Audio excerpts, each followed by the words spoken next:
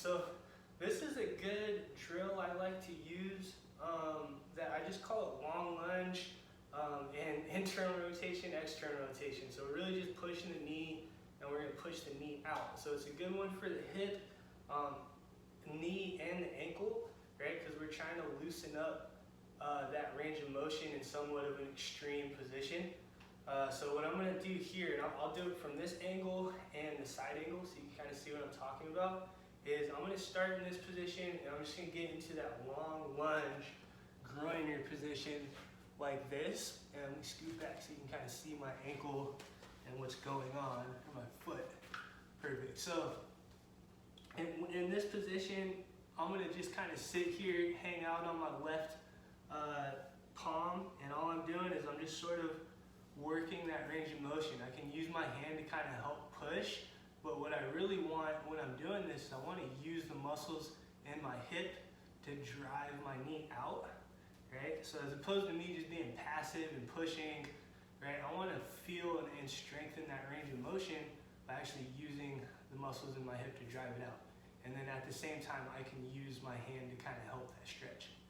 Right, so I'm going to push it out, get a little bit of a stretch in the groin, activation on the outer hip, and then I'm going to do the opposite by just kind of pushing in a bit, right? And at the same time, I'm going to try and use my hip and all the muscles in my hips to drive that into internal rotation. All right, so I'm just kind of working that range of motion, right? Slow and controlled.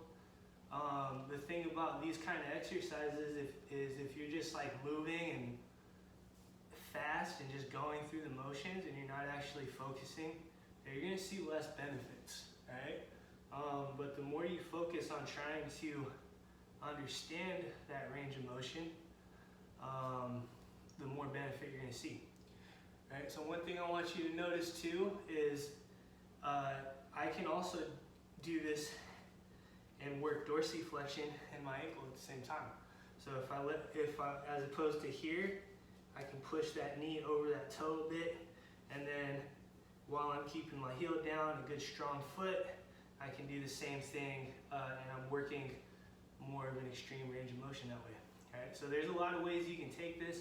I like adding this in the warm-ups if I'm feeling especially tight that day. All right, so from the side, bam, I'm gonna scoot back a little bit.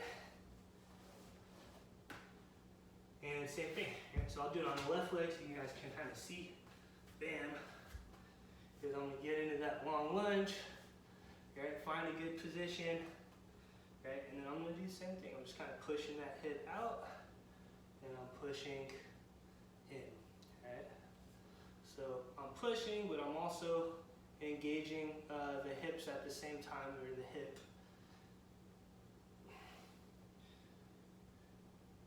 Bam. Bam. Okay, and I'm kind of speeding this up, honestly. Like I would say, right, the slower you go, if you have time and if you're patient, like I said, the better, the more you'll benefit, right? And then, like what I was saying before, so you can get a little bit of better picture, is if I'm here, dorsiflexion, which I talked about on a previous video, is just getting that knee to go past that toe a little bit, and we can work a little bit of ankle range of motion at the same time. So yeah, you're working the hips, and you're getting into a pretty good long position, but you're also working, range of motion in that ankle, right? Boom, boom. Cool. So that's a good movement you could add into your warm-ups, maybe at the end of the workout, or just in a recovery day where you're feeling a little bit tight.